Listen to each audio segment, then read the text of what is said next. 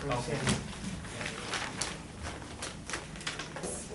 Cell phone would have David's, but he said you had a personal matter today. I Right. tried to text him. Is he okay, by the way, just a minute? If anybody knows? I spoke to him earlier today. He sounded, Okay, but, yeah. Kind of funny. Where my office is. I mean, does Steve have anything, was his office planning to send anything on these two matters? Why don't we just get started with the minutes? Right, so, good evening, ladies and gentlemen, just to go around the table, just to announce ourselves for the record. Mark Oslick, planning board member. Greg McWilliams, planning board vice chairman. Cheng-Hua Chen, chair. Jim Lucinas, board member. Gareth Huffam, board member. Nancy Arcia, consulting engineer. Sandy Anelli, secretary. Kathy Zalantis, planning board attorney. Okay, we're actually awaiting an additional advisor to be appearing, but meanwhile, we can move over the minutes on the agenda up first. Do we have any comments on the 2 minutes that were sent over? No? No. Okay, so on the June 21st, 2017 minutes, could I have a motion? That's fine. I'll make a motion. I'll second it. Thank you. Good. Good, so we passed that. July 11th, 2017 minutes. I'll make a motion. I was absent, so I can't vote on that one. Okay. Second. Okay. Great, so that's that. Items. Now, you had, Ms. Alantis, you had already discussed the Butler subdivision to some extent with the applicant today? Yeah, we just had a conference call just in advance of today's, we had a question that came up about the engineering, so, but I think the representative was prepared to talk about what happened at the zoning board meeting and then go from there. Very good, okay, the applicant's ready. Yep.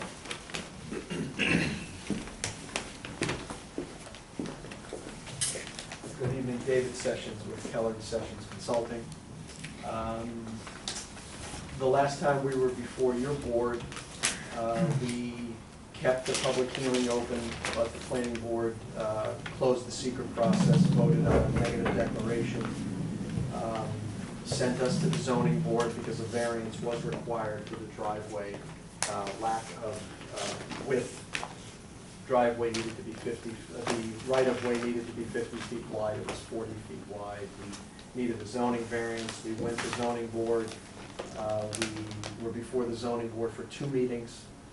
The zoning board sent us away after the first meeting with a couple of comments. One was that the existing Hillcrest Drive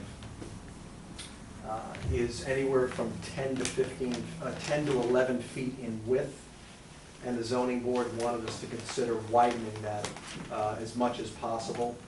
I believe that the chairman might have met with the fire department, they walked the property. The fire department was a little concerned with the width and the potential two-way traffic, a fire emergency vehicle coming one way while a neighbor was going the other. We came back and are proposing a 16-foot wide driveway all the way back, starting at Deer Trail and coming all the way in until the proposed individual driveway starts. So this whole driveway now will be 16 feet instead of 10 to 11 feet in width. The zoning board also wanted to ensure that this driveway, if you will, roadway driveway, is constructed to the town engineer's standards, minimum of 6 inches of item 4, 3 inches of binder asphalt, 2 inches of top coat asphalt. We talked to the zoning board about the timing of constructing this driveway, and we had suggested, and they had agreed, that we should wait for the development of the lot because there'll be construction vehicles coming in and out while this is developed. We don't want to obviously improve the driveway, then develop the lot, and then tear up the driveway. So what the zoning board agreed to, and this is obviously before your board as well, is that we will construct Lot 1, complete the construction of Lot 1, then repair and improve the driveway to those standards. This driveway was built by the adjacent neighbor to the west. It wasn't, well, it was improved by the I'd like neighbor. to stop you for a second. You said build lot 1 first. Lot 1 already has a house on it. I'm sorry, I did say Lot 1. Lot 2, I apologize. Lot 1 is the lot that we're creating with the existing home on it. Thank you. So, when we're prepared to widen and ensure that this existing roadway has adequate depth, we asked the zoning board if it was a good idea that we consult with the town engineer at that time and maybe do some core samples to find out how deep the item 4 is on the existing driveway. There's no reason for us to bring in new item 4 if the depth of the base course is already sufficient, it's already there.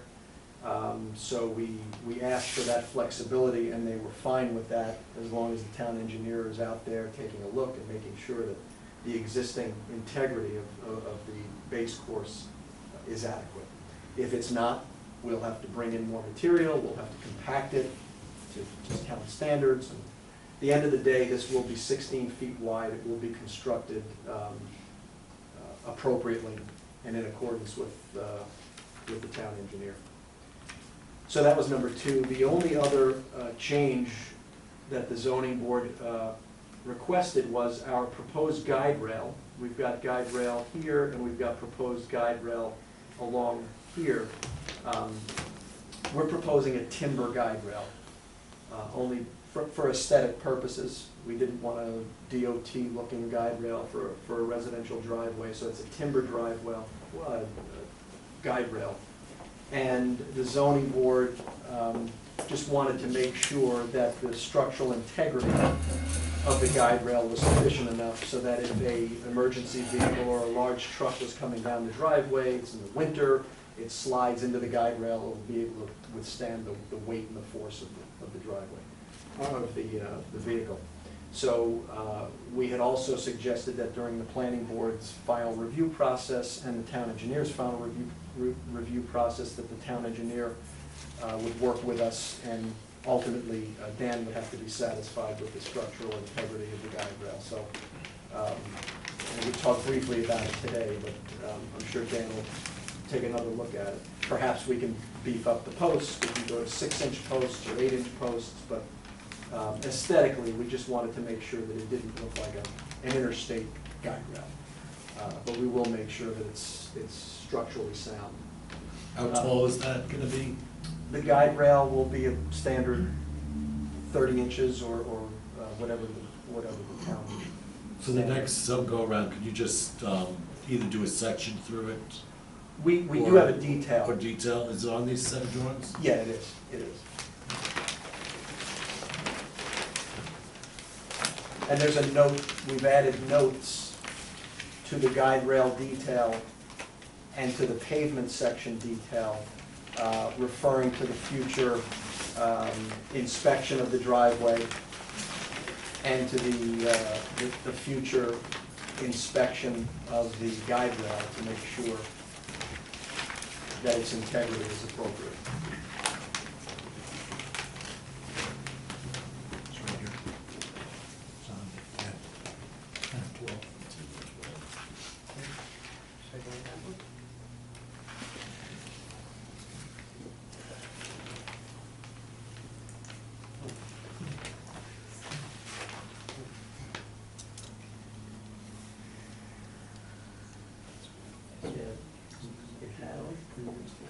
Oh. There we go.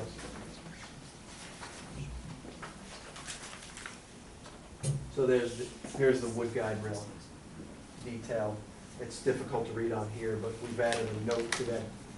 You see the note? I see it, yes. That the town engineer will ultimately take a look at that.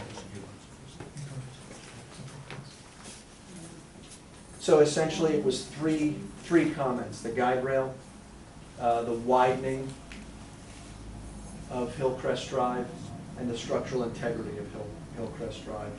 The second zoning board meeting, they voted to approve unanimously the variance, which now puts us back before your board for final review, final subdivision approval. And again, this is subdivision approval. It's not individual site plan approval. It's essentially an approval to create the two lots. But we've obviously proven out that this lot, this size house, bedroom, number of bedrooms, septic, stormwater can all work. Yeah. The posts, can you possibly have them on an angle so that snow or water can just run off it on each one of the guardrails? And also on the horizontal pieces, if it could be on a slight angle at the top, so also water could just run off it. Yes, I know it's pressure-treated wood, but I just, over longevity or something like that, if it's on a 45, the post, something like that, it would actually look a little more aesthetically pleasing. And snow, water, rain, whatever it is, come right off it, and it will just make the piece last a little bit longer. I don't see why not. We'll I consult. mean, I think you can accomplish the same thing by just cutting the top on an angle. Yeah. Well, that would take away material from the front door. No, above the rail that connects them, or you could go a little higher. Or you're just talking about the posts. The post and then the top. You don't want water Yes. accumulating on the post, so. Right, Just angle cut the top. yeah. It doesn't take It's much. the end rail. No. Yes, and the horizontal also, if you maybe a couple of degrees off on the horizontal part. So Yeah, well. Nice day. So that was it. We're back before your board. We're hoping to close the hearing tonight. Our goal is to have the board direct the town planner to possibly prepare a draft resolution to be discussed at the next meeting. But clearly, we've got plans that we've submitted based on the zoning board, and if the board has any other questions of staff, I'm here to respond to them. And you had a chance to look at Dan's? I just did, Okay. and it seems editorial in nature, dotting the i's, crossing the t's. I don't really see anything in here at all that can't be accomplished. Does that mean the applicant accepts them? I know that it can be accomplished. Does that mean they will be accepted? Let me just read in great detail here.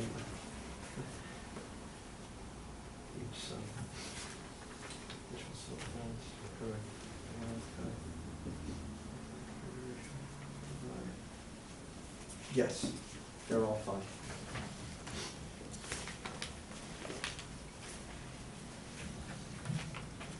Any further comments from the board at this point?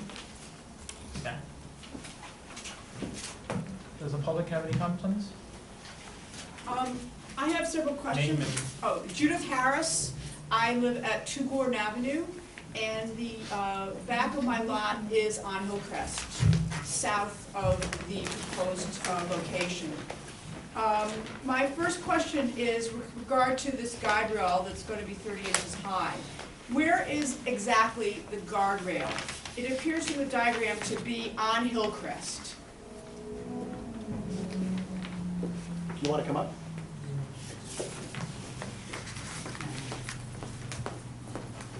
A little easier to see.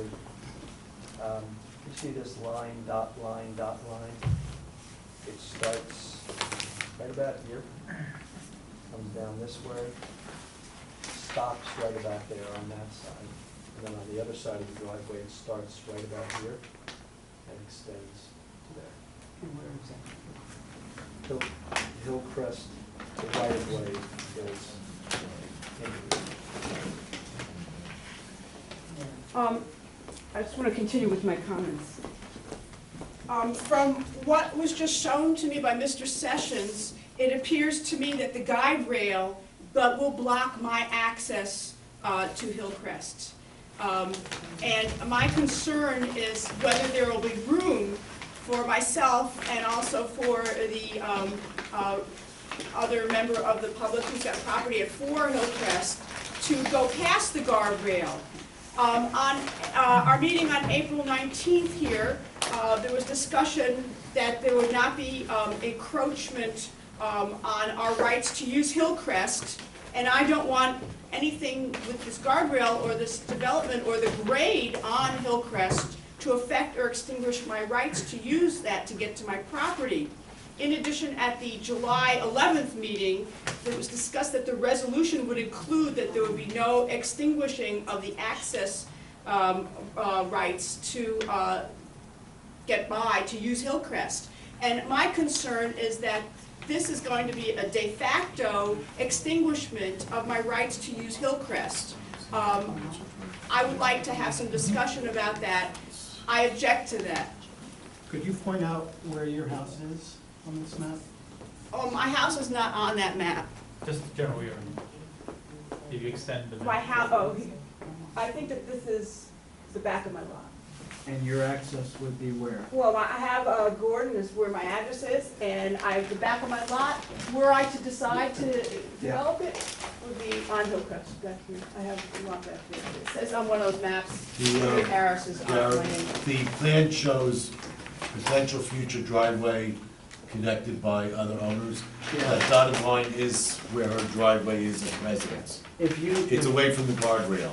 if you go to, we had this discussion specifically at 2 meetings ago, and in fact, the board directed us to prepare this plan on sheet 10 of 12 that showed specifically future driveway access to Hillcrest and the modification of the guide rail that would result if and when this driveway is ultimately constructed. But it still appears that it's going to be the width of that driveway, or much of the width of that road of Hillcrest.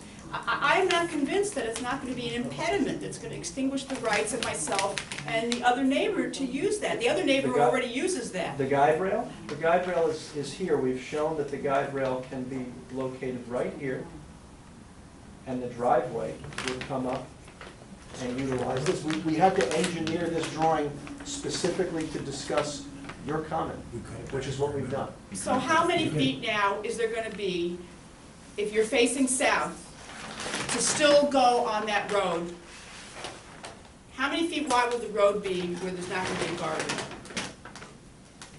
guardrail? The driveway will be as wide as the planning board and the town engineer determines at that time, because it will be an individual driveway coming from one of the 2 neighbors, one of which is you. So that'll be up to the planning board, whether it's 12 feet, 10 feet, 14 feet, 16 feet. Well, my concern, obviously, is that I just don't want any extinguishment of my rights of access, We and I'm not discussed that. convinced. We discussed Well, that. you discussed it, but Well, I'm the not planning convinced. board did too. I want a guarantee. I don't want to have my rights to use that extinguished. So, Can you I show know that again other on the people have map that where you're concern. putting the guide rails? For the proposed action or this future potential? This potential one, the one that you're doing right now. Sure. It's on sheet 10 of 12, but the guide rail starts here or ends here. Comes along here, makes a turn, and comes down. Now this is our proposed individual driveway. This is Hillcrest. Well, I'm sorry. Our individual driveway starts up here at Hillcrest, comes down, makes the turn. That doesn't change in this scenario. Your board directed us to prepare this drawing to show that if one of these 2 lots were to be developed and wanted to connect, could it be done? Right now, the guardrail in the proposed action curves around like this.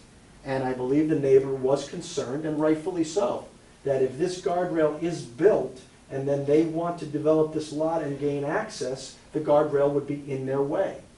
So your board directed me to show a modified guardrail that would coincide with any potential driveway, which we've done. It's very easy, very simply done.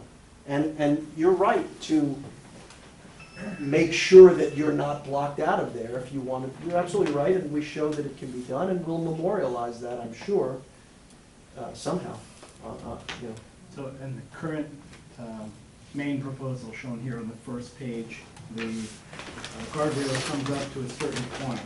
Is that the point at which in the future it would start to veer off, or does that curve? No, it would veer off a little lower, about here. So she's right in a way that some of the proposed guardrail would have to be taken down. Absolutely. Oh, okay. Oh, no doubt about it. The way we're proposing to construct this driveway, that guardrail would block the neighbor's access. Well, then that could create a negative situation, an easement, so to speak, to where in the future someone could say, I can't take that down, I've extinguished, my rights to use are extinguished because this guardrail's been up for, you know, X amount of time. I believe they've already established that they're willing to put that down so that it will run with the land. That's not the issue. They're putting up that guardrail. It's ready to be taken. Am I correct in that assumption? We discussed making it a condition of this approval, number There you one. go. And number two, it's a paper street to which you can't, all the homeowners have access to. It's not like anyone could take away anybody's easements, because they all have rights to use it for access, so. But we're gonna belt and suspender it and make it a condition of this approval that in the event of a future access is developed, the guardrail would have to come down to allow for, per that other plan, the connection of the future driveway access. So in conjunction with that is the grading of it, because I see on some of the drawings surrounding that area of the curve and where the guardrail is, it looks like there's gonna be a grade. Is the grade gonna be so changed that to use Hillcrest in the future, it would be very difficult, not impossible, because of the change of the grade at that point? I'll let Dave Sessions answer, but I think that's what that plan depicts, right? That it's, Yeah. you're showing that it's possible. We've shown the proposed grading on the neighbors section. And again, this would be your engineer's design. We're not designing it. I'm not asking that, I just Yeah, but don't. we showed that it can be done in accordance with town standards.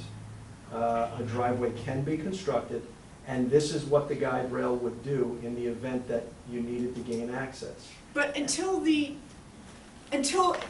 the time came when the guardrail were taken down, as long as the guardrail is up, then no, the access would be impeded. Is that correct? That guardrail would have to come down in order to get the access back? Even though there's going to be something in writing that could happen at a future time.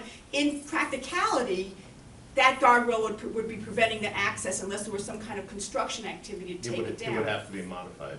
Well, I find that objectionable. The guardrail is there for safety concerns. So then if I want to develop it, it wouldn't be safe anymore for them to have their... No, if you were to develop it, the guardrail would be modified to accommodate the site based on the extension of Hillcrest to your property. And this drawing is part of the record. It's on the record, it's one of our sheets, 10 of 12, it's one of the sheets that will ultimately be approved. It's part of the record. This discussion is part of the record. We're going on record as saying, if you decide to construct a driveway to connect to Hillcrest, we must remove that section of guardrail. I just want to make sure that it's not just discussion here in 2017. We don't want that either. We had him do this specifically because of the concerns that you had a couple of meetings ago when you were correct in coming here and saying that in the process of them regrading to allow for Hillcrest to extend and also the barrier itself, you were correct in what you were saying, that it was gonna be a separation between your property and the end of Hillcrest. We had him prepare this, and I think he actually joked at the time that he was doing some of your engineering for you, down the road. We had him do this specifically to show the town as well as the neighbors that when that time comes, we can modify the guardrail and modify the grading so that it continues to your property. Thank you. Any other comments from the public? Okay. No further comments from the board?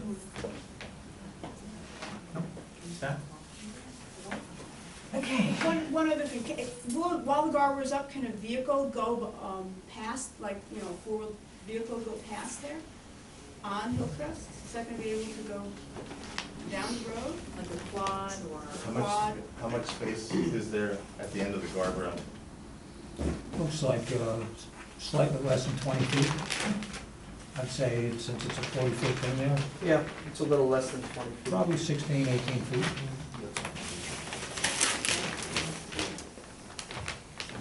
I mean, as it is right now, it's not smooth sailing, you know, getting I know, I to your understand, property. I obviously know what it's like. But yeah, I understand your concern and absolutely with you. Thank you. I have a question. Is, Vicky Kokoza, 49 Chapel Court Road.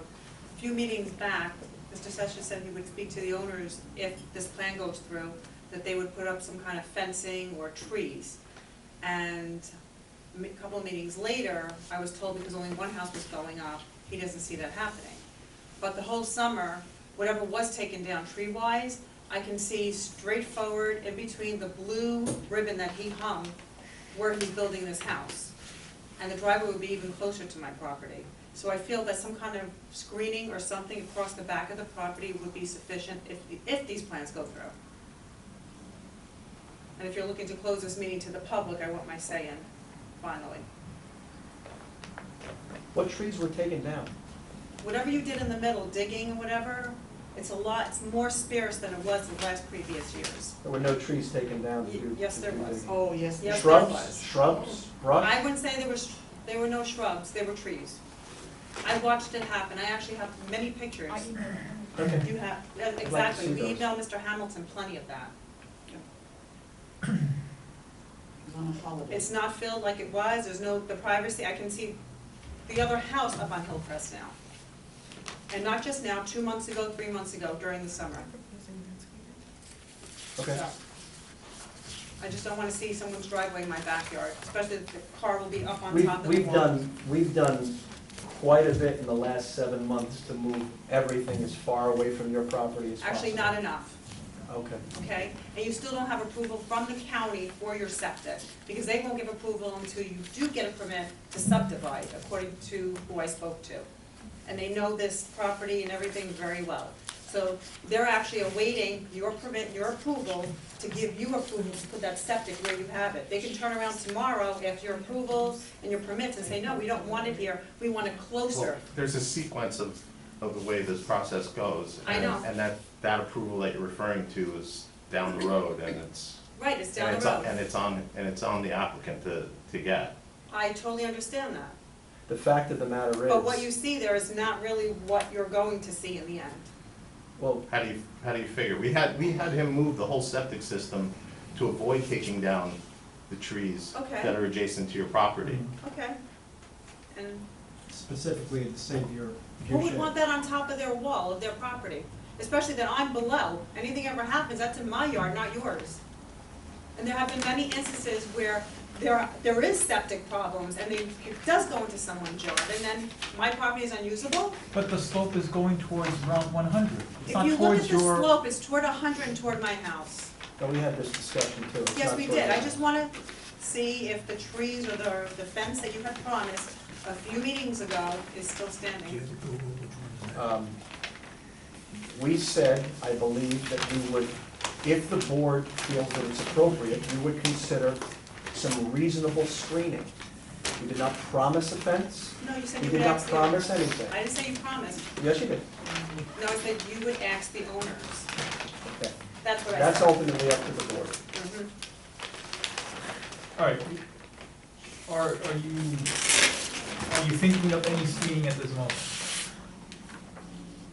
We would consider reasonable, a few evergreens placed strategically in an area if it will mitigate any potential view, but we're not talking about planting a half a dozen or a dozen trees. And we don't think a fence would be appropriate from either this neighbor, this homeowner, or you, quite frankly. Fences are not the most attractive things. We would have to go out there. It might be beneficial to look at the situation when the leaves come down. But for us to propose something now very specifically Probably doesn't make sense when there's still leaves on the trees.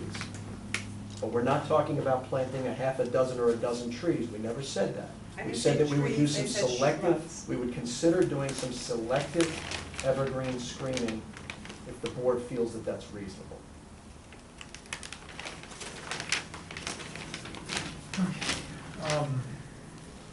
I'm gonna take this out of context a little bit. Is he selling this house once it's built? I don't know. Isn't that the owner right there? Yes, Okay, are you selling that house once it's built, or are you renting it out like the other one? There is a potential that we would be selling, yes. Potential, okay. It'll eventually be a two-family. I have nothing else to say. Okay, any other comments on the board? Public? I have a question. One other question that came up at previous meetings that you said you would address once the zoning board addressed the issue that they did, was the non-emergency services, who was gonna be paying for garbage, maintenance, et cetera, of the road. And at one of the previous meetings, the board indicated that they would take that up after this came back from the zoning board. So I would like to have some discussion about what the plan is for that. And who's gonna pay for it. Okay, is there any issue, discussion that we wish to bring up at this point about that? The splitting of fees? Is there any room for us to actually make a discussion of this at this moment? Well, I guess it's something that we'd have to talk about, having some kind of easement agreement, that we could make a condition of approval. I mean, I understand probably the applicant's position is that other people are gonna be using this road, so to make the applicant completely responsible, right, to maintain the road. But in the same sense, it's the applicant that's getting the benefit of this other lot, so, I mean, it's really how the board, but I think there should be some agreement, so they're not fighting about it in the future, about who's responsible to maintain the road, because the town's not gonna be plowing the road, right? It's not gonna be dedicated to the town, so you're talking about plowing and ultimately maintaining the road, so. All right, so it looks like it may be to the applicant's advantage to have this issue resolved before we close this matter, and at the same time, perhaps, once more leaves fall down, probably by the next meeting, our next meeting, possibly somebody had taken a look out there to see whether a few more trees or some shrubs would be sufficient to cover the area? we can do that. We planned on, or let me back up, the reasonable way to approach this is there will be conditions of the planning board's ultimate approval. We'll have to satisfy Mr. Ciarcia's outstanding comments. Town attorney might have some comments. Dave Stolman might have some comments, all of which would be conditions of the final approval.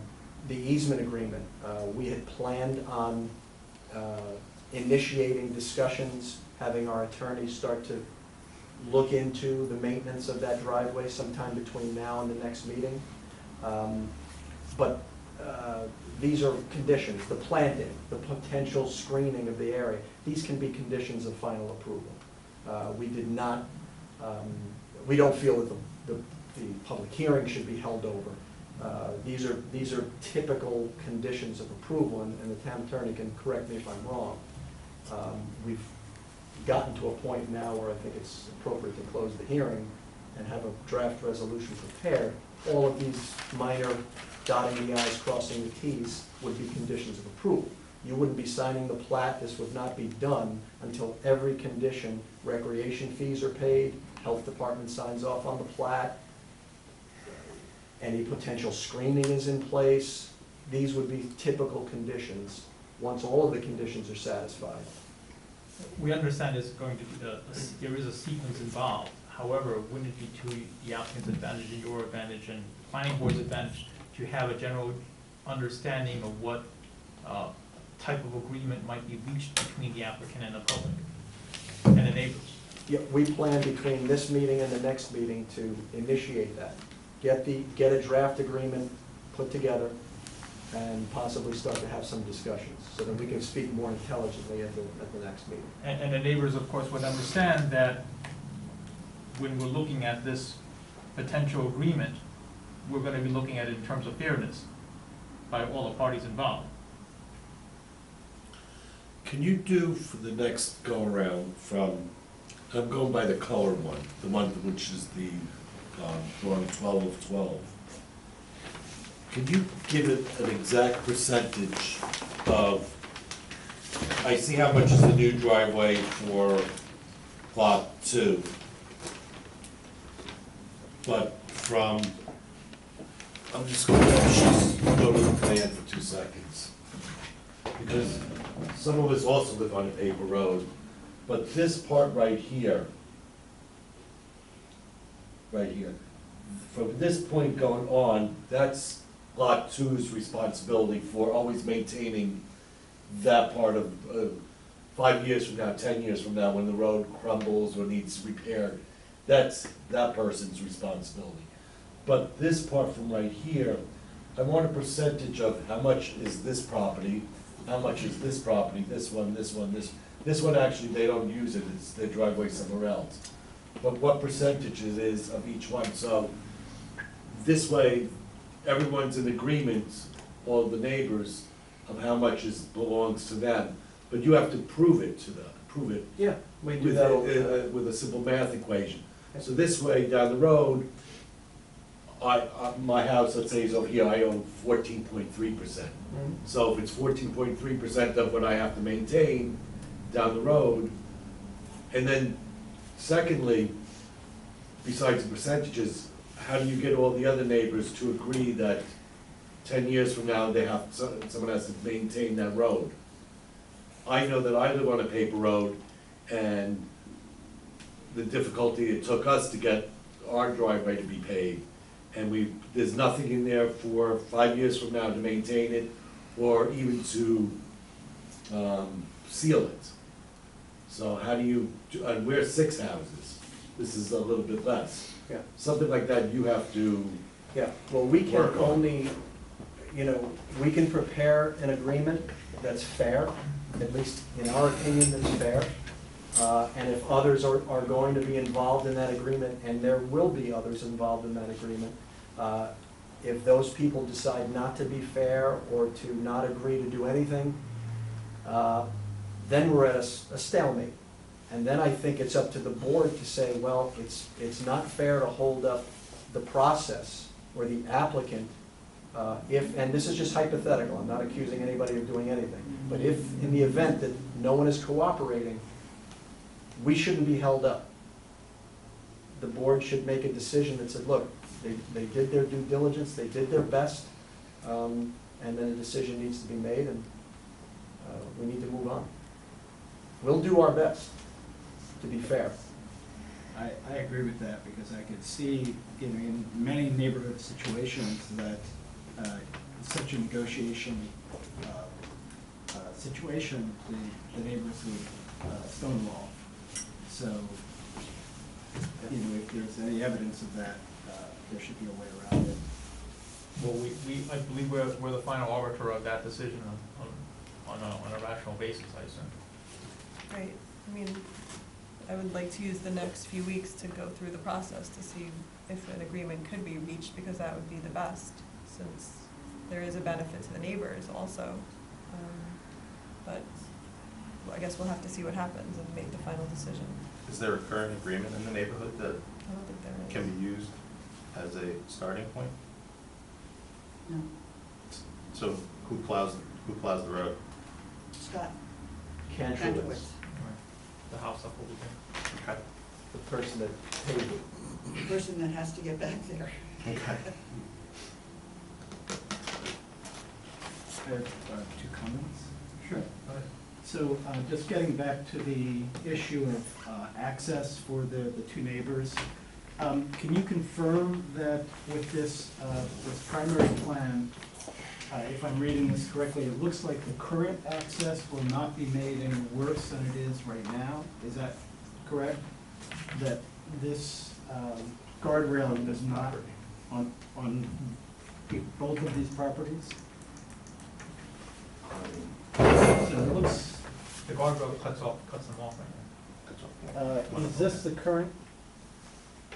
It looks like this is a sort of a penciled-in description of the current imperfect access.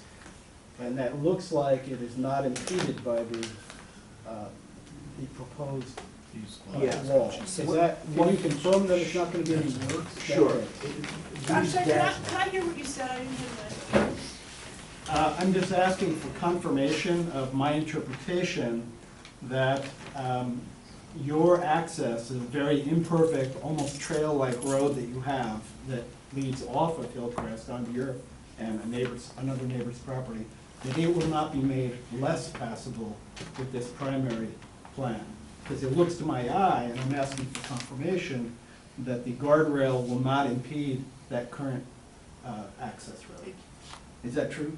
Well, the lines that we've drawn on here, the dotted lines, are hypothetical potential future driveway accesses to the, see, That's those straight lines. correct. referring to And your that, neighbor. but Then there's a Yeah. more grayed out line. See these three lines? those are contours. Those are contours. existing. Yeah. So that's a slope that goes up very steep. All right, so their current road is not really shown. No, no, Oh, it's okay. not, it's really not a road, it's kind of in here somewhere. Right, Now- but it is semi-passable, with a four-wheel drive. With a four-wheel drive, probably, yeah. Okay. And quite frankly, if, we're showing this guide rail starting here. Right. It's possible that in the field, the guardrail could maybe take a bend. Maybe this grading is modified ever so slightly so the guardrail can be cut back 5 feet. It's something that in the field, once this is graded out and constructed, we're not gonna be unreasonable. If you need to pass this with a four-wheel drive vehicle or something, and the guardrail needs to be cut back or bent in the field 5 feet, And it's, walking the property, it's pretty clear where that access road starts. yeah. Is there any way that you could commit to not taking the guardrail into that existing roadway, to use a loose term? It's a little Because difficult. I share her concern that, even with all the, the discussion and some of the, the written description of the agreements, once a guardrail is there, then it starts to become onerous to argue for change, that something, especially a safety feature, is going to be changed. I would, if I were her, worry about the very same thing. And I would like some assurance beyond what we've already given them, that putting the guardrail up there will not add any additional burden of proof for her if she's trying to get a plan through. May I also say something? My neighbor at 4 Hillcrest, Ms. Warden, you can use, she uses that back driveway with a car. She doesn't need a four-wheel drive to get back there. So our concern is that would actually impede her current use. Her legal address is 4 Hillcrest, and she does use that driveway. So, sorry? She doesn't use the drive. She's told us in the field she hasn't used the driveway we for had- how many years? We had the conversation out in the field, and that's why I'm concerned about the trees that were supposedly taken down. We didn't see the trees taken down in the field, and we did have a discussion about who is using, that access in the back. And you guys use Gordon, but we don't wanna take it away, as we've said. I don't want this to turn into like I'm playing favorites here. I want you to still have this access, but from our conversations in the field, I wasn't in the field, so I don't know what you. But if, nobody's using but if that, she wants to nobody's make- using I- that road. Actually, I don't think that that's accurate. Ms. Warden does No, use that. I If haven't you would like to hear used from it her, lately. she uses it. She can tell you. Okay. Because it was, if she wants to make a change 20 years from now, we don't want her to have to litigate, getting that access. Yes, we'll have that settled, that it definitely would be something, the guide rails would be taken down if they actually start making a driveway in there. But actually, now that we think of it, permanently, yeah, permanently into it. No, I said affirmatively. Affirmatively, yes. But actually, I'm curious, does the guide rail actually have to be there in a permanent status rather than something that's actually movable? I was just looking at it now, and I just spoke briefly to Dan about it. We can probably modify this grading and lessen this slope. It will disturb a little more of Hillcrest Drive to flatten out the grades here. The whole reason for the guardrail is to protect a vehicle from going over the edge. And if you're grading a steep slope down the edge, that's where you want your guardrail. I can probably very quickly regrade this to make the slope more gentle, so you don't even need this section of guardrail. That'll take the conversation completely out of the picture. What we were trying to do was minimize our disturbance envelope, tighten up the grading, tighten up the embankment. Therefore, we needed, because it was a little bit of a steeper embankment, we needed a guardrail. If we extend the disturbance a little bit wider out here, lessen the grade, we probably don't need this 10-foot section of guardrail. I mean, it's something that in the field it probably would have happened anyway, but on plan, I'm showing a steep embankment, I've got to show the guardrail. It's a safety issue. Could you put some shrubs on the left side of that plan left? The left side? So that when the cars are making the go around the angle, that they're not shining into her driveway, into the woman on the left, into her house. Along Yes. this area? Yes. Well, that's a road right there. Well, now we're blocking their four-wheel drive. No, beyond, once you pass that point. On lot 2, it may be around 5 feet onto lot 1, because they're not going to Hillcrest. This tenant's not using, this tenant's not using it. I just think you need to put some shrubs to block part of your driveway, to blocking the other people. Really, pretty much, the line is right here, this part right here. Even if you're gonna grade it slightly different, I think you need some evergreens of some sort. And this, you might want to talk with Donna as to what type of trees here, but something to block the lights shining into person's house over there. Well, we could, if you look at the proposed grading though, it's a pretty steep embankment coming down. I'm sorry, how wide is Hillcrest again? Now that we're Proposed width? Yes. 16 feet. Can we, at the end of the curve there, Here? leave 16 feet of Hillcrest without a guardrail, which leaves the same width all the way across and then allows them access to keep going past the end of the pavement? In other words, as long as there's 16 feet here 16? somewhere that access can be provided? Right. Yes. Does that work? If there were 16 feet of width Hill- of Hillcrest, then a Hill- car could get by there. Hillcrest is 16 feet wide at its start. At the end of the pavement, which is closer to your property, if we leave 16 feet that does not have, A guardrail. A guardrail. That would be an improvement upon what I think is right now. I mean, it would basically leave the condition that you have right now to some extent. If it left the condition right now, that I would be mean, great. I wouldn't drive to your property, my car wouldn't make it, No, I'm- but I understand what you're saying. I want to preserve my property I rights. completely understand that, and I'm absolutely with you on that. If there's actually 16 feet there, that would be a big improvement over what they're proposing.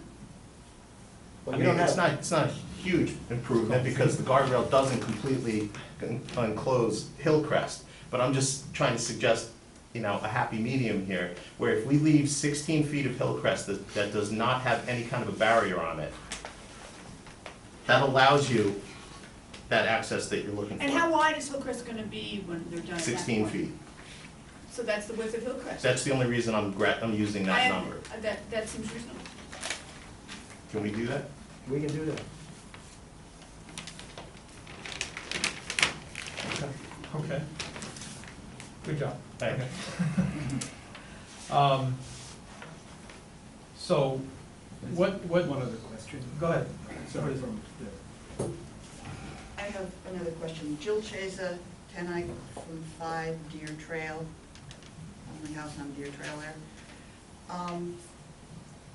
Is it to be assumed that because the mailboxes for Kantrowitz and Robin and Yale, the renters, I believe they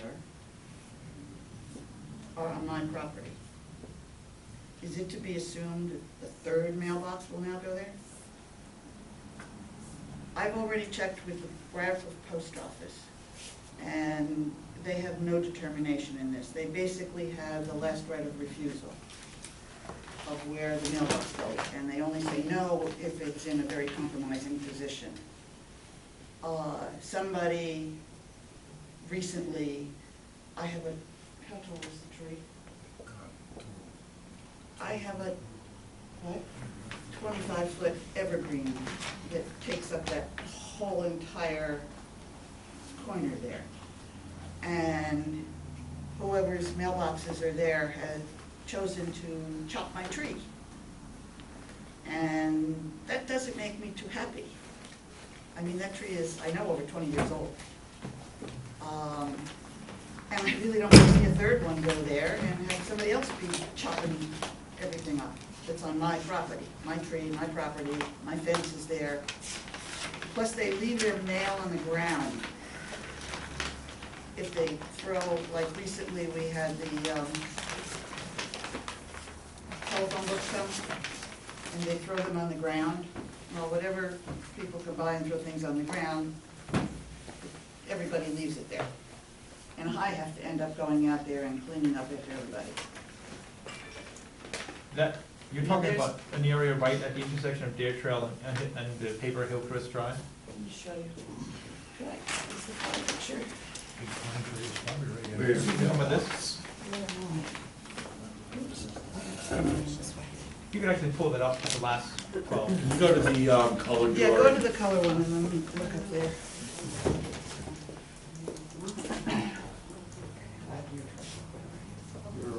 This you?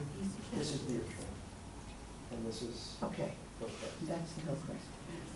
So, right, You're blocking out here. hold on, I have to find it. Basically, right here. This is my house. Because that's my other, Okay. or was. This tree, this entire bend here. And if you're coming up the road, You don't have that here. you can't see But it around the certainly street. isn't on their property, that's And obvious. there's all maple trees here. How old is this picture? That's fairly recent. We haven't had it over for a couple of years. This is the evergreen? Yeah, it's huge. It's Well, huge. here are some deciduous trees here. So Correct. there's a little bit of a void between the evergreen. Right, and that's the my deciduous. lawn. Yeah. That's my lawn, but there's also trees here, all along here. This tree is huge, and it's been all chopped up so that they can get to the mailbox easier. They've chosen to chop my tree without asking. Where I have who's no chopped idea. that tree? Probably the mailman. No, it wasn't. Can you point out where the mailbox is? David, can you, on the color TV, can you point where she's pointing so we can see it? Yeah, this There's doesn't work. There's a fence, this is all a fence right here, and this fence goes all the way down to the fire hydrant. The only fire hydrant in the neighborhood, right, is right here, that's the fire hydrant. The tree comes way out, I mean, it's to the fence. And the mailboxes are here and here. And they've just taken a pair of shears, and it was not the postman, trust me. Okay. I asked him, I've talked to them, I've gone to the post office. The post office tells me it's the town of Boston that has to decide where the mailboxes go. And my suggestion is that, I lost it again, Well, whose mailboxes are those right now? Scott Kantrowitz and Robin and Yale, I don't know their last names. Do you have a survey of the These people, property? I presume, belong here? I mean, this no. side? No, I That's part didn't of, think you that's did. part of our problem, because those are not set in stone, those property lines that you see in black. But we're not even, Right, it's like, So what is the question? the question is, can they be moved? The question is that there's a whole, this entire thing here is a non-buildable lot. It's got nothing in the way. If you put the mailboxes here, they'd be easier to get to. Well, that's not my purview, but No, you're putting the it's- mailboxes further the- away from Kantrowitz's house down. He's gotta drive there anyway. He drives there and gets his mail. He has to come up that street. There's no other way for him to get there. I can't respond to that. And the post office has said it's not their responsibility. I mean, we're having a hard time even responding to this, because we don't even know if the mailboxes are on your property. I don't, Are the other neighbors who use that I mailbox? would say from the looks of the map, no, they're on either side of where it goes to a point like that. In the public right now, is anybody who uses those mailboxes? No, okay. I mean, does They the- moved it. When Yale and Robin moved in, they moved it. They took it upon themselves to move the mailboxes across the street, From where? but it wasn't on their property. It was on my It property. was on Carol's property. I'm sorry, where were they originally on the map? Can you just, you can Right point, where you I point on the showed screen you. over there, it's fine. Same picture. Right where I showed you. No, where were they that you said they were moved from? Oh, Originally. where I said here. They were here, and they moved them to over here. They I moved can't see one. with your finger's in my, just show me, yeah, They okay. went from here to here. So And that's then what we towards get the- around. For this one, No. She just pointed to a different area than she had up there. Yeah. Across the street, they put them, one did, not Kantrowitz. Robin and Yale put it over there, and it was on Carol's property Okay, currently, where are the mailboxes? in front of my house. And your house is on this side? My house is on Deer Trail. Well, this is the whole thing is their job. You're saying over here. That's where you were pointing. Their mailboxes, their mailboxes are here and here, Okay, and where was the original? right there, is where they were originally. They wanted to move them, they put them over here. Not them, I'm mistaken. Scott stayed here. Robin and Yale moved their mailbox over here. They had a handyman come in. And you prefer them over here?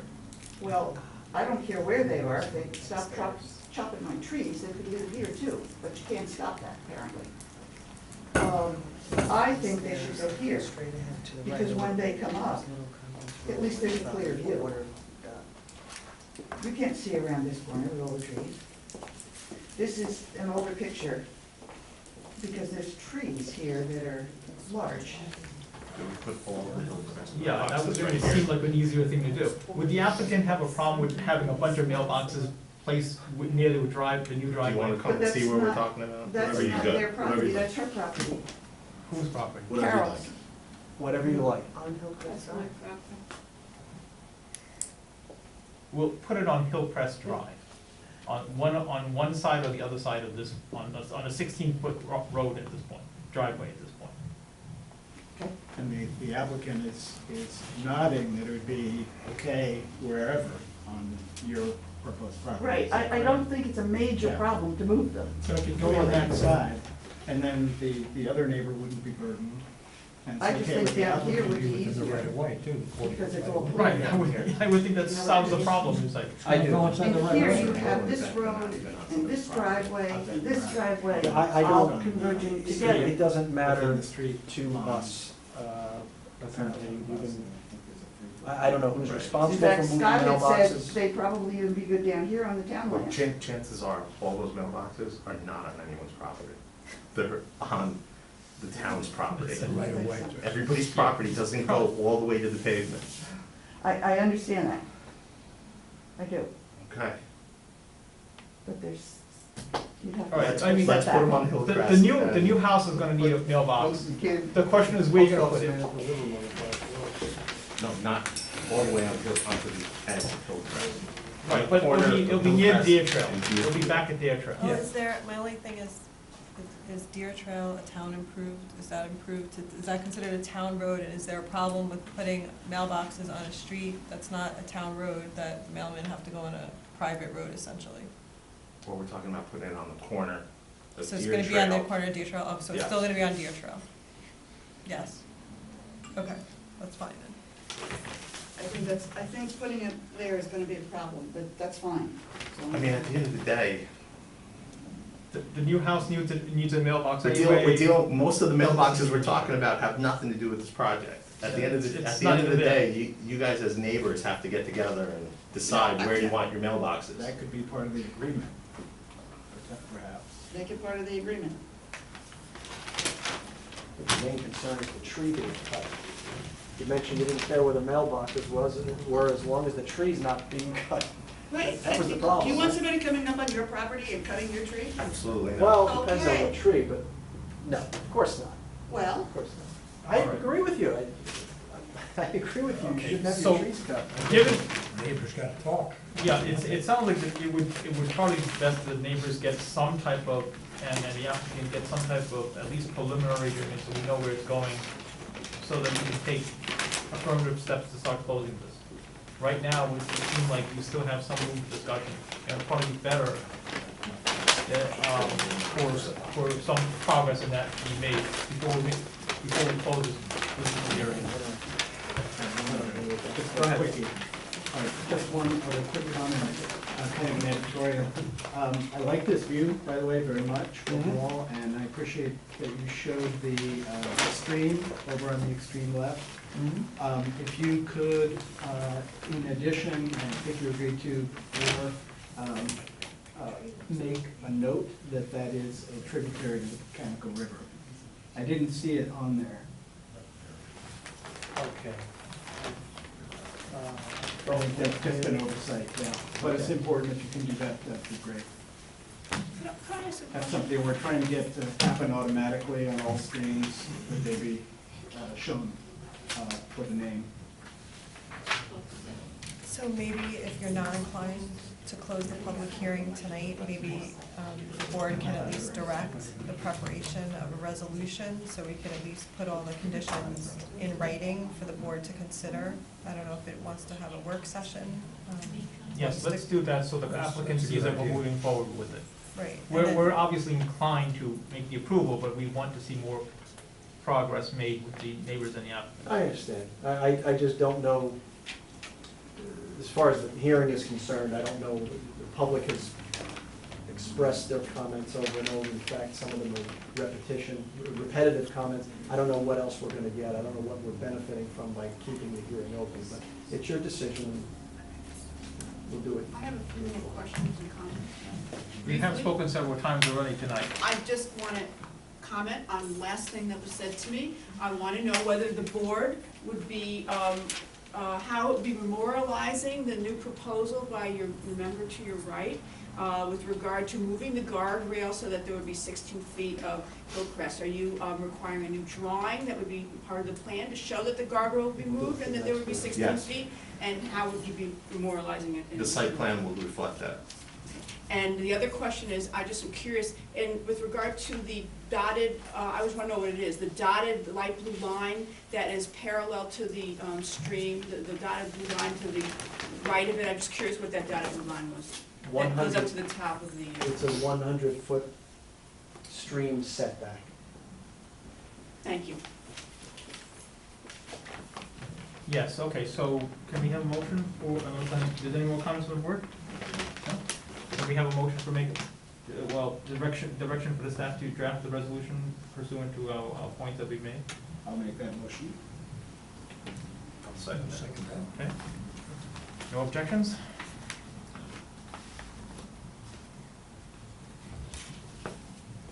Okay, And so- we would request that the board take a vote on the hearing being closed as well.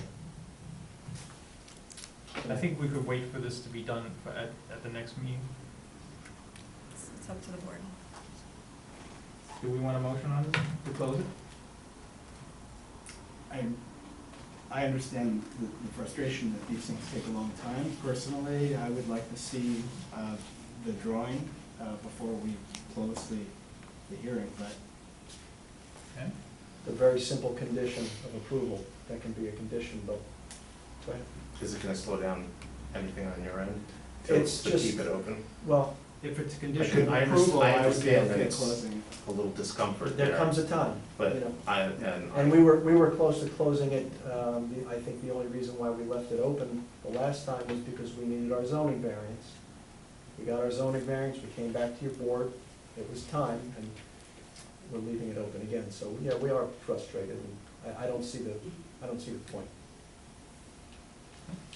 Any other comments from the board members? No. Should we make it a conditional then? I'm fine with that. Okay? Yeah, I agree. All right, we'll make it a conditional close. What does that mean? We're closing the public hearing, Well, we close the public hearing just for we're just talking about, or leave it open for what we talked about for submissions of new material that you discussed tonight? correct, Okay, yes. The understood. only issue you wanted us to definitely close, or at least conditionally, is just the subdivision, the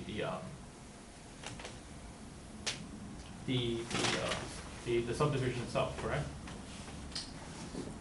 Well, Bobby's not doing the site plans or the remaining No, letters. this application and the hearing is on the subdivision approval. So the board is considering closing the public hearing except for, to allow submission of new documents and plans discussed tonight? Is that the motion?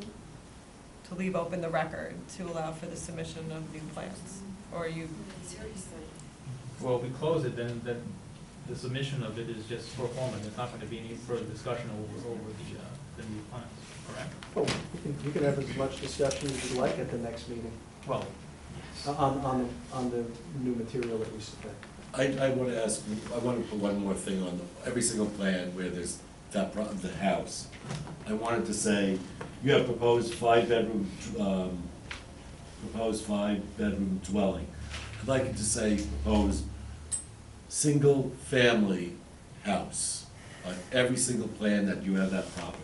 Single-family house. well, the zoning district is. I just wanted to say single single-family house on every single drawing, so that there's no ever thought that it could become a two-family house. That's fine. So every drawing, and when it gets stamped approved in 20 years ago, from now when we're all dead, it says it says single-family house. There is a zoning ordinance. Right, the zoning district dictates And that. anybody's gonna make a I just change. wanted to say single-family residence. We'll do it, it's fine. Yeah. Sometimes the checks and balances are too much. Okay. okay, so how does the board feel about that in terms of closing it with the condition, in terms of just waiting for the submissions, or are we leaving it open for more public comment?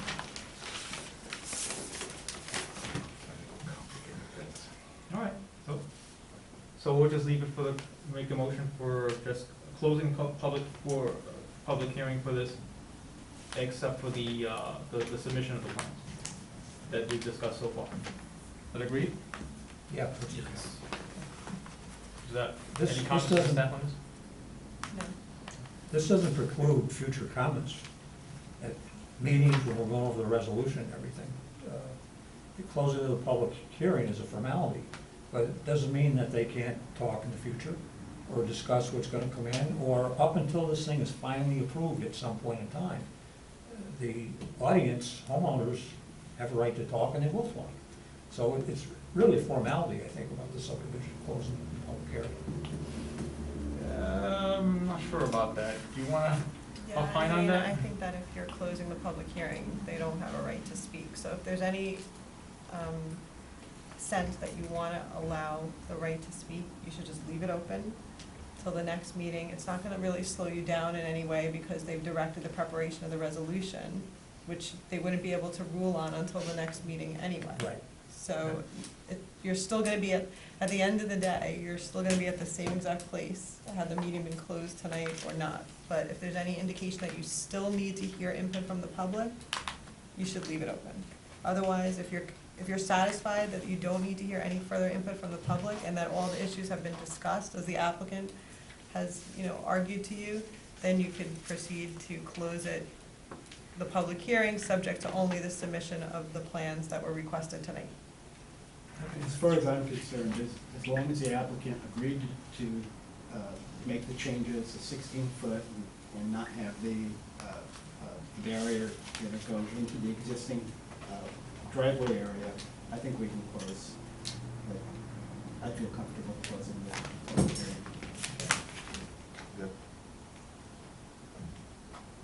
Any comments from the board on this side? No? Okay. So I guess we're willing to close the public hearing. All right? The public is understanding that at this point, correct? When will we get to see the proposed drawings and the proposed agreement and the other things we've talked about today? And since obviously you're still wanting it, but we're not going to be able to speak about it, we still need to see it. And maybe to raise some more issues for us. Want to have a work session to go There'll over be- the proposed resolution? And We're gonna be making a submission in advance of the next meeting, I guess, in November. It'll all be public record, and Sandy could speak better to this, but it'll be public record, the drawings will be in town, there'll be a PDF. Do you do the website? I don't. Yes. It's all PDF on the website. You'll have access to the plans as soon as they're submitted. How long will it take you to do all those plans? Well, the next meeting is November First, 1st. And the submission deadline is when? October 23rd. So October 23rd is the submission deadline for that additional information. If you're ready. Yeah, Or what day? November That's 6th. next week? Next week. So Monday. you're saying Or that we November can't 6th comment at for the the meeting, next- but you're saying we can still submit in writing comments once we see this? Will you still entertain comments in writing since we won't be able to speak anymore at the meeting? I believe we can always take a look at whatever's in the file, but it's up to the discretion of the board to be able to hear anything they wish. I mean, you're leaving it open for the submission of plans only. If you want to also leave it open for the submission of written comments from the public, you could certainly leave it open for that also, as a happy medium. Fine, we'll leave it open for the submission of the public on written medium as well. Thank you. Okay. Make the motion? I'll make that motion. Second, anyone seconds? It's complicated. I'll second it. It's a motion on leaving everything open? No. Now, Closing the it. public hearing, leaving it open for the submission of written comments and written submissions by the applicant. And we'll be expecting the materials by the next working session. Yes, the 23rd, October 23rd. Very far. What day is that? Does the board want to have a working session on this so that we should be prepared to have a Next resolution Monday. Yes. before the work session? We can probably do it. The work session would be November 1st. November 1st, Yes. yes. And if we don't, we'll put it over to the next, we're gonna do it, we will begin to draft this agreement. I don't know that we're gonna have an agreement in place by this coming Monday. But certainly the drawings, We certainly would like to see some progress in terms of either a draft or some type of impression of how you've been dealing with it yeah, as soon as you can. we have every intention of expediting this as quickly as possible. Okay, Thank you. Okay. thank you. Okay, the next item on the agenda is the Martinelli lots. 1 Lisa Lane and 64 Hawthorne Avenue, architectural review.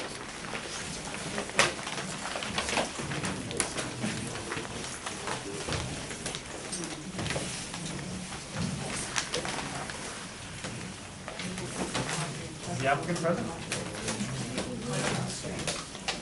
I'm not going anywhere. Okay. I'm representing Mr. Martin.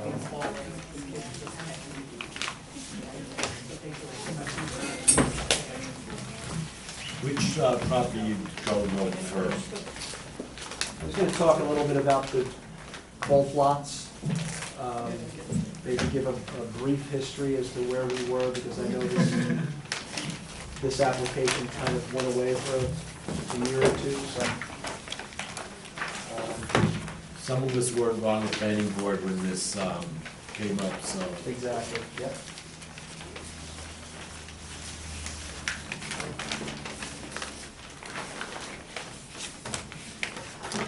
Properties on the corner of Hawks Avenue and Rusa Lane. Back in 2012, I believe, 2013, the property was subdivided into 2 lots. At the time, and Mr. Martinelli, please correct me if I'm wrong. At the time, the owner, during the subdivision process, was not planning on necessarily building the house, or he was planning on building the house. Am I in the right? These 2 properties are side by side, correct? They are, side by side. That is sheet, well, this is the recent submission that we made.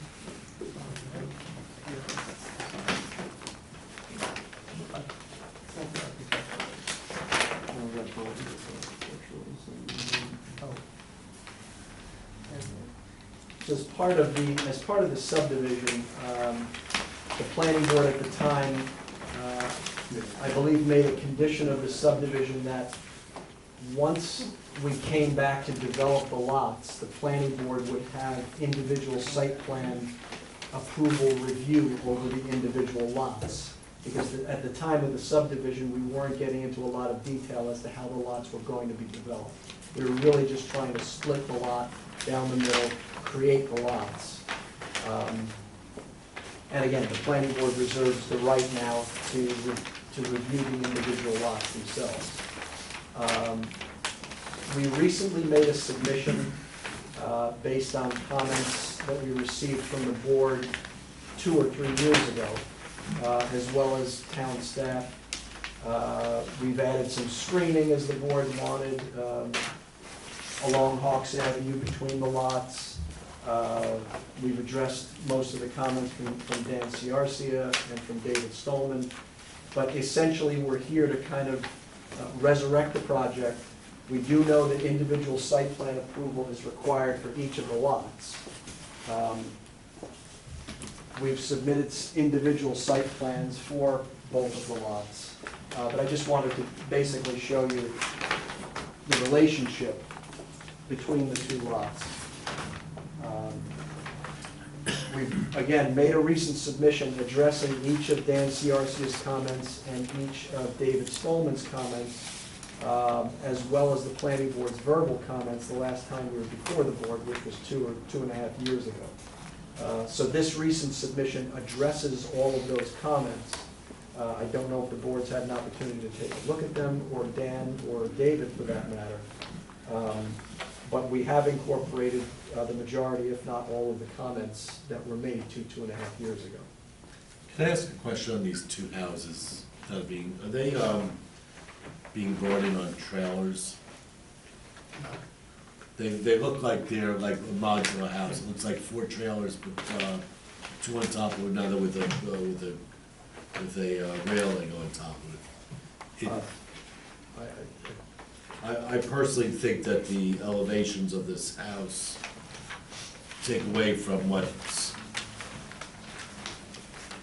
is the character of Austin.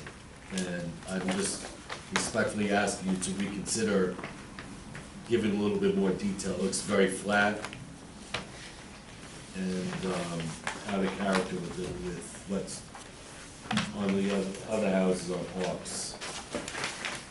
These were originally done by Michael Lombardo. I don't know who he is. He built the, I couldn't care less who he is. I'm just saying, I'm new to the board, okay? This looks like a kindergarten kid could have done this house. I'm just saying, it needs a little bit more character added to it. I couldn't care less what happened 2 years ago.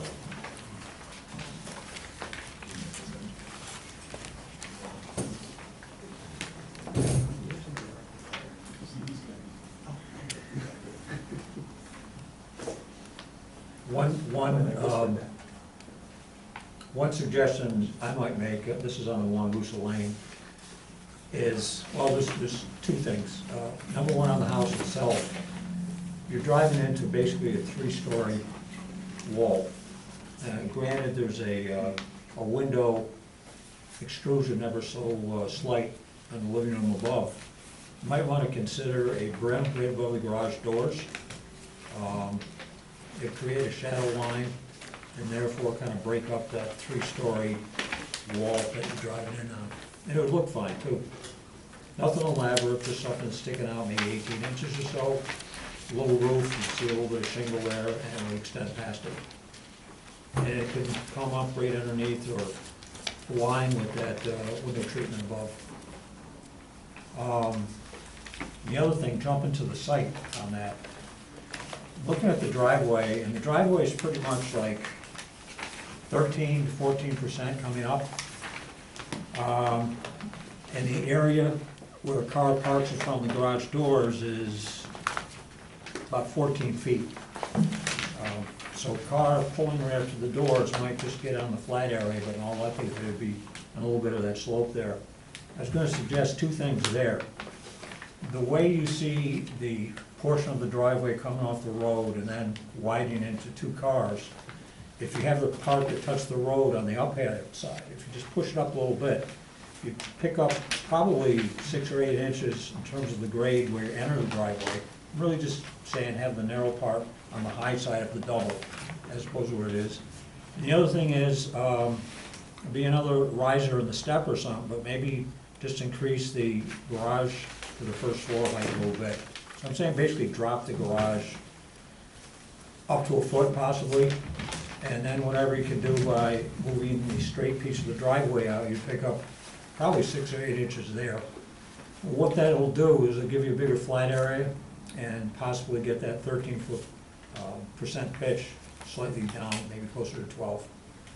Just thoughts, but I think they're both doable, and I think it would ease the situation a little bit. Can I ask what the thought is besides having two houses that are almost identical except for the basement level where the garage is? Well, are other houses in the neighborhood duplicate houses? I just see these two houses being identical except for the lower level. Except one has a porch and one doesn't. The floor plate of the house is the exact same. Are other houses around identical type houses? I don't know. There's a lot of raised ranches in the area, you know, they might not be identical, but it's, These are close to the ones also on Russell Lane, aren't they? Most of those are larger homes, but it's on the same paragraph in terms of details. I'm personally, I haven't been on that street, I'm gonna go there this weekend, but again, looking at two houses that are identical on the first floor and second floor, except for a porch, and the garage is the only thing that's different, one's facing one way, one's facing the other. Other than that, they look identical. One has a porch, one doesn't. I mean, the advantage is that if you're on Hawks, you're looking at the front of the house. You never see the same side of the house from any perspective. If you're on Hawks, you see the front of this house, you see the side of this house. If you're on Rusa, you see the front of this house, the side There's of the still house. two identical houses. Yeah, well, One's turned one way and one's the other way. I understand. They don't- That means absolutely nothing, but your point of view means absolutely nothing to me. So I'm just saying they're two identical houses. It'd be nice if this architect, whatever his name is, Demazi, whatever, would consider two different, be the same footprint, just two different designs. It looks like you cloned a house. Someone just took like a simple step and said, I'm gonna use the same design in both locations. The one on Hawks has a little bit more character than the one on Rusa Lane, in that this one has a porch, the other one doesn't. But other than that, it looks like it really looks like a home that came in on a trailer. 4 boxes stacked on top of each other with the foundation already in place. They're making some pretty nice modulars these days. Not these right here. And I'm not suggesting these are modulars, I'm just saying, You don't know whether they are modular or not. I don't. I don't. The architectural plans are modular plans.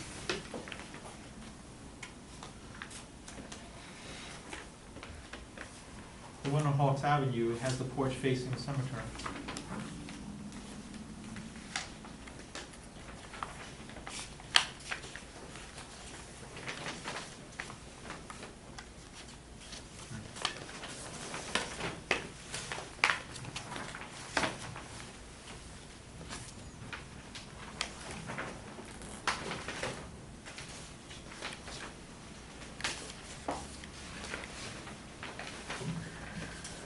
Are the majority of the board's comments architectural in nature? I am assuming that you'll review our comment letter, our response letter. Again, we've done a pretty intricate landscaping plan, we think in accordance with the board's wishes, a mixture of evergreens and deciduous. The board was concerned with screening this corner, which we've done. So I'm assuming the board will take a look at that, and if you have more architectural comments, that's fine, we'll get back to the architect and see what we can do about it, but I have one question. Yeah. These little bump outs, which look like they're in the place where fireplace is shown, or what looks like a fireplace, but I don't see a chimney. Now, are these chimneys, bump outs, those two? I see a fireplace on the, let's see, this is, so it looks like the third page of the 64 Hawks Avenue architectural drawing. See the fireplace, it's in the family room, So the direct vent, so it's Looks like direct direct vent vent gas? gas, yeah. Oh, okay. I have a question regarding the tree plan. Am I assuming that the drawing 101, am I assuming north is the top of the plan? Plan north? I don't see an arrow on this plan. No, the one that you have up there, 101. yeah, no, I know. No, north is actually, I'm sorry.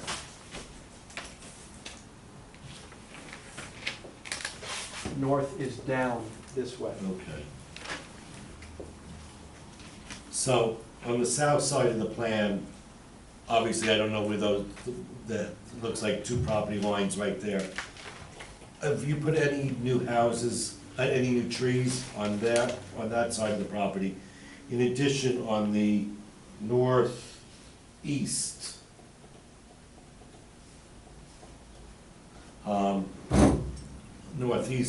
between 64 Hawks and to the property to the left, did you add any more trees on that side to block for that neighbor over there? On this side? There is right here, there's obviously a tent and a neighbor right here.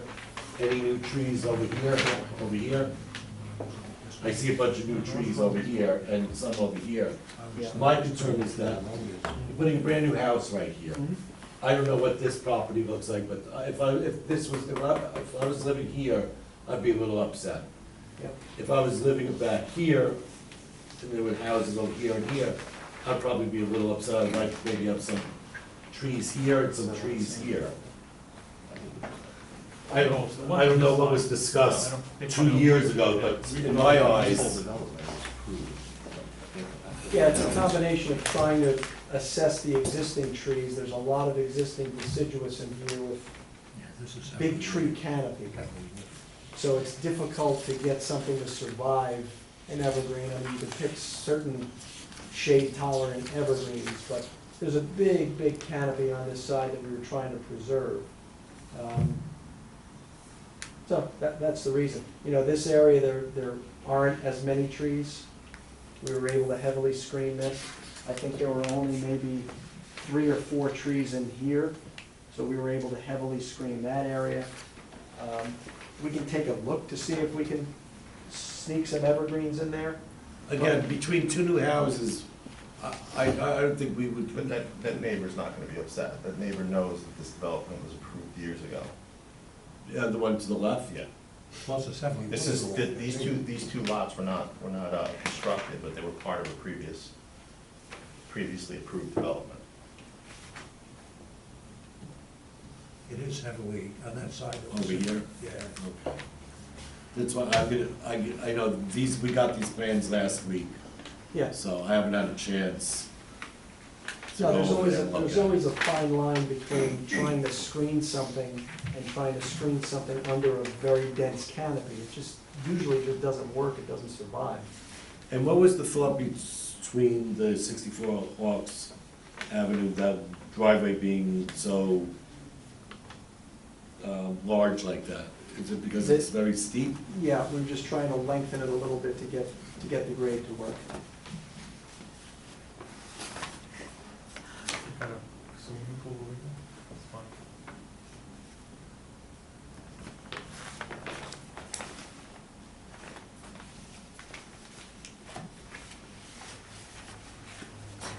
So at the end of the day, it's just great suggestions.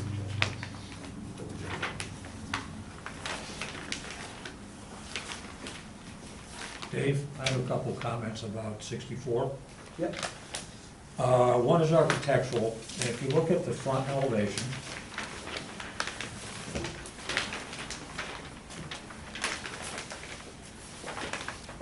if you notice on the left-hand side, the porch ends a foot or so in from the end of the house. Yes. Then at the right end, it's flush with the end of the house.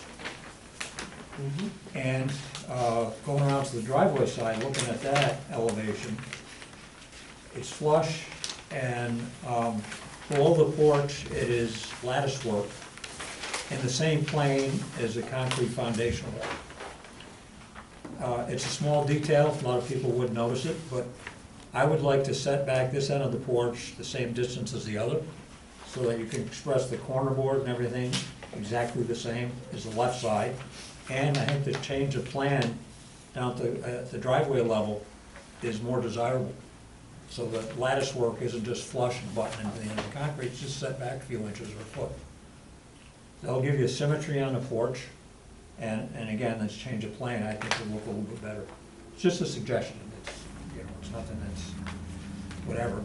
And then on the driveway, the driveway depth from the garage is 30 feet. I know a lot of builders' homes through the years. I've worked on a number of them. It's always tight with the driveway, so to speak, in terms of backing up. I would just flare a little bit of an apron directly across from the garage, 3 feet or something. Flare the driveway a little bit, so when cars are backing up, it gives them a little bit more room. Are you talking about flaring it back here or here? The width of the driveway, just going straight back beyond where the driveway starts coming down. This way? Yes. Yep. You're right, and in a perfect world, you do want that back out area. Right. And we can make that happen. We are into a cut here, Mm-hmm. and you can see the proposed grade, so we're banked up at a 2-on-1 slope because Right. we're already into a cut. Obviously, if we extend that further into the hillside, we're cutting more, Right.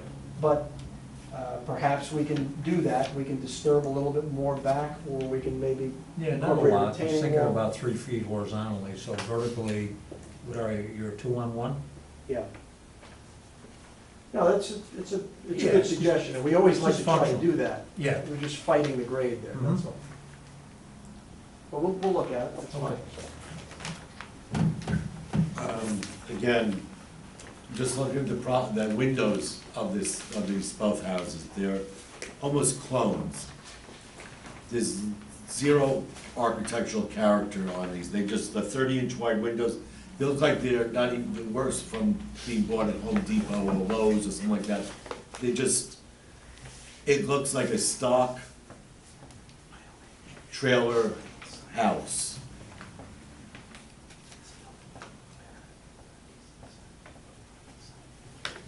you have one window on each one of these, the living room one. It just, and I'd like to see if you can consider something else besides vinyl siding, maybe party board or something that's a little bit more durable. And I definitely want to make sure that down the road that whichever of these two houses, if it ends up staying the same or whatever, that they're two different finishes, they're not at all cloned the same.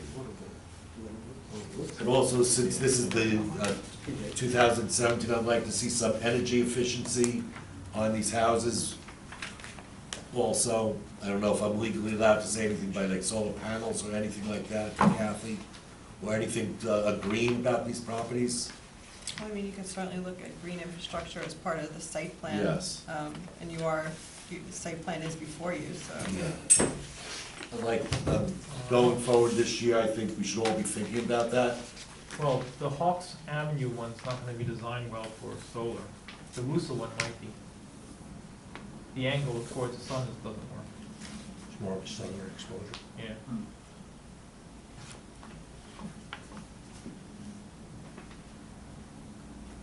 I have a comment about, architectural comment. These kinds of houses that have a simple overall design, they're kind of blocky, I think their aesthetic quality will be very sensitive to the materials. And this plan specifies vinyl siding, which I think would not be welcomed in the neighborhood, even though some of the others may already be. Do you think the applicant would be amenable to changing the specification to fiber cement board? We just discussed that. That's what I just Oh, mentioned. sorry, I missed that. Party board. Party board, or Oh, I want oh, to use a manufacturer, could be Sorry. I missed anything but that. vinyl siding. Just a minute. Actually Yeah. increasing the property value Yeah, good. that Thank much you. more. Vinyl siding decreases the value of a Right, house. sorry, I missed that. We'll discuss it.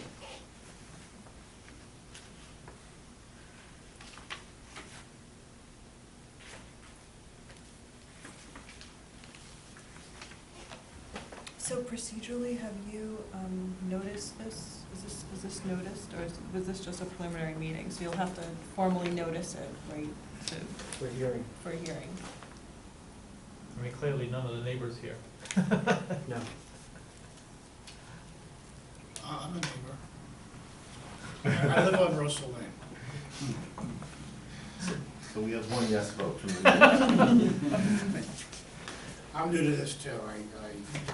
This has been going on for a long time, and I was supposed to work with someone who ultimately backed out of doing this with me, and that's why we're here today, to kind of resurrect this and try to put two nice homes down there. Where in Russo Lane are you? I'm on number 7. Right above, I'm just, right above. just south. Right here? Mhm. Yeah, right there. So your house is directly south of this one Russo? Is there a house between you or no? There's 2 houses between, there's one across the street from one Rosa. That's at the bottom of the hill. This would be opposite to that house on the bottom of the hill. The entry driveway is off of Rosa. Again, I'll go up there over Sure. the weekend and look what's on the property line, but again, whether or not there's a 3 Russo or 5 Russo, obviously, you're putting a house here and I see no vegetation being installed on the south side of one Russo Lane. I don't see a single tree being added. There is quite a grade change there. Yeah, it's Two steep, houses it's are steep, it roughly comes down very steep. Above this, quite a bit above it, both of them.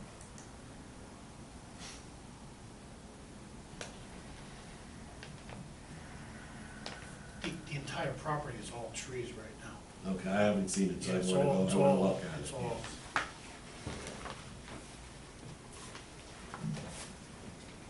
And this some beautiful trees there, I think that was brought up the last time, to keep there. Yep. We tried to preserve as many as we could. Yeah.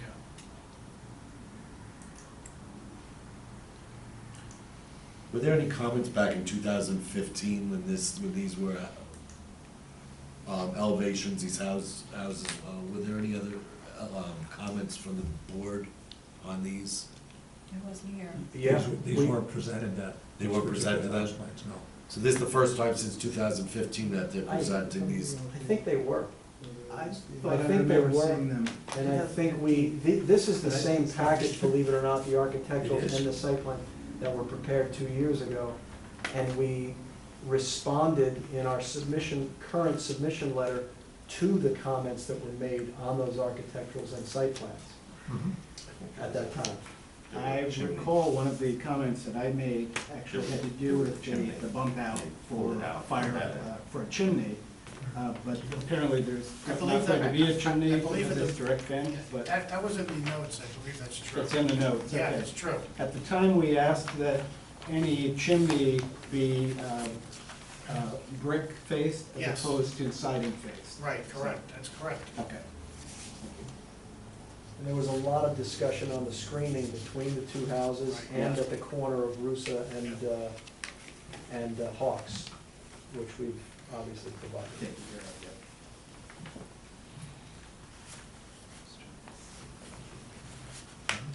Again, my concern, until I go and visit the site, I'm just seeing two duplicate houses turn one this way and one this way. Yep. It just,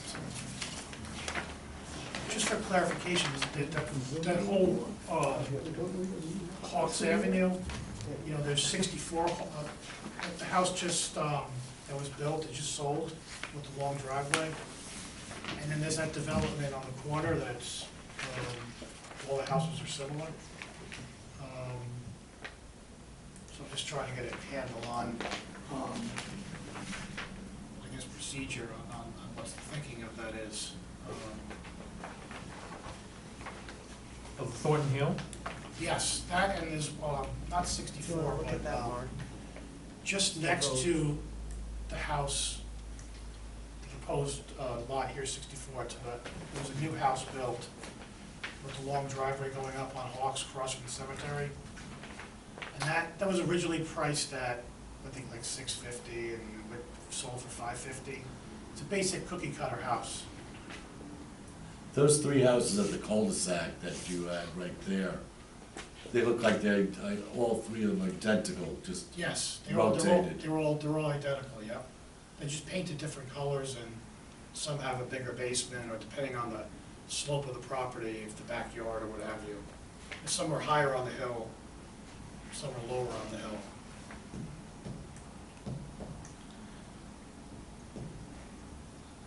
And you're building two houses on these two properties that are just turned sideways, but they're duplicates also. But not,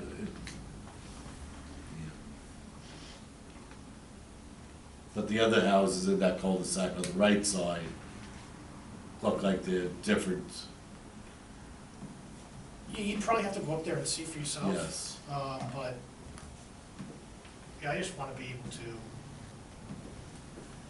there's a price point there, of course. Is that the cemetery over there? Yes, that's the cemetery. So there's a price point at which you could sell these houses for. Right. So it's, you know, it becomes unbuildable at some point if Yeah.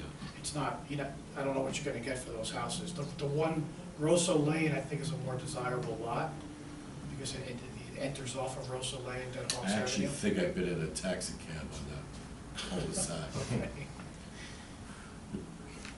But it just comes down to what you're gonna be able to. Right. I think the whole property is woods right now.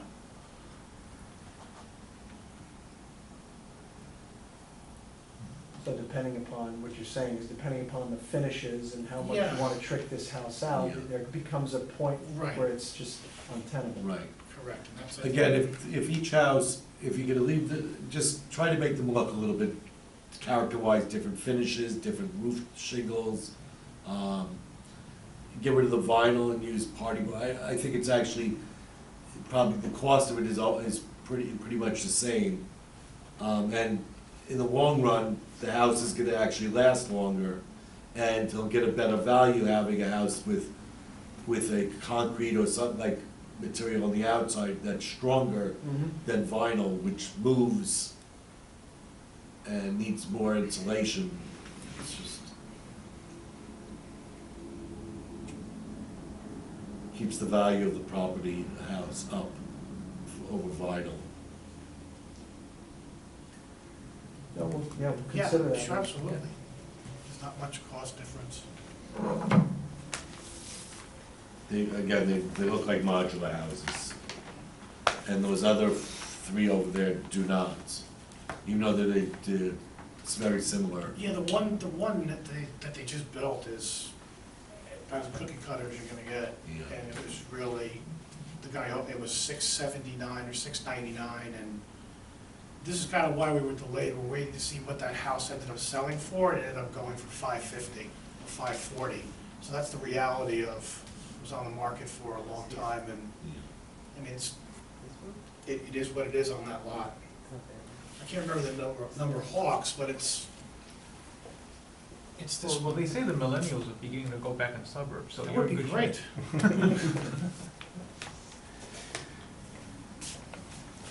Do we have any other questions here? I mean, what is our actual function at this point? What is our actual step that we're supposed to take at this point? Well, I mean, do you want to proceed to the public hearing stage at this point, or do you want to keep it, do another round of submissions and have the consultants respond to this set of plans? Because I don't think David Stolman's office and Dan's office had an actual chance to review the plans and compare. And I think that would be the first step to get feedback from your consultants. But do you want to move to the public hearing stage, or do you want to maybe respond to some of the comments you've heard tonight and do another submission before moving to the public hearing stage? Or do you want to wait for the staff to make more comments if they've had a chance to look at it first?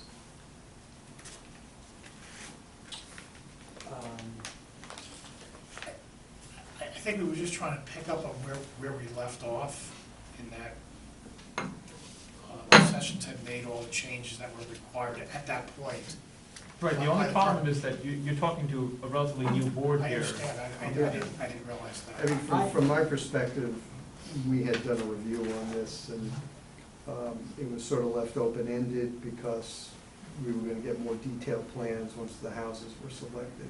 So as far as like the engineering issues, it appears that they've responded to the issues that we had raised a few years back. So So- you so- do need to take a look at this because they're more detailed now. But it's not that, from my perspective, you're not gonna have a lot of comments from me. It's, it looks like they pretty much responded to the issues that were in play a couple of years ago. We had, I had talked to David Stolman earlier in the day, and he needed an opportunity still to, that their office hadn't yet had an opportunity to compare the plans. So I'm not really sure where they are in the comment process. All right. It would appear that some of the comments that they're responding to have rather open ends as far as how they could respond to them. So I think it would be, instead of doing a review on the current set, then receiving revisions, doing a review on that, just be a little more efficient to receive their revisions and review those. So I think it's some direction as to where to go. So you're suggesting that they not go to the public step? Yeah, because I think just based on the comments the board has made tonight, we're going to definitely see some revisions to the drawings. I think we're comfortable taking another crack at it. I've heard your comments tonight. We'll have to deal with, get together with the architect. We'll do our best to get you a revised set of plans. Perhaps Dan and David will take another look at the responses. We'll kind of get it to a point with the board and with staff at the next meeting, hopefully, and then maybe it's more appropriate to, at the following meeting, go for the public hearing. Because again, as you said, most of the board is new, so let's give it one more meeting. I think that's probably the way. And just so you're aware, I'm over at 1 Mancuso Drive, which is 1 block away. Is that a good thing or a bad thing? You're on Mancuso Drive? I'm on Acoustic Drive. Gotta do the right thing, whatever that means. All those houses look the same. Actually, my house is the only one that's different. Oh, really?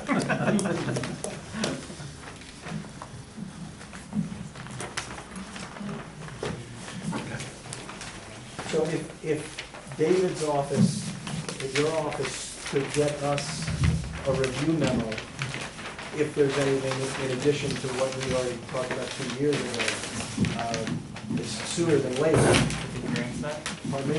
With the current set. This way we can revise the plans in accordance with your comments and the planning board's comments for the next submission. And Dan, if Dan has any additional comments. So is that something that you'd be doing before the November work session, or really you're talking about the November meeting? Or you don't know yet? I don't know yet. We have to reconvene and we have to talk to the architect, and I'm not sure about the timing yet, but the owner and I will talk about it after this meeting. You could also talk to like the solar companies or whatever else out there, maybe even think about, some of those things won't cost the builder anything if they incorporate something like that into some of these houses. There's nothing wrong with it. It actually will increase the value with zero cost to the owner if they negotiate with these companies. Whether, I don't want to say whether it's the Solar Cities or whoever it might be, there's many different types of programs out there, and it might be beneficial for you in the long run. You could actually increase the price of the house by including that in it, at zero cost to you. There's a bunch of those organizations right in Austin, you can call them and talk with them. And have your architect also. Okay, any other matters before the board? Sandy? No? Very good. Any new items you want to cover? Any motions to adjourn? Any second? I second it. No objections? Thank you. Thank you.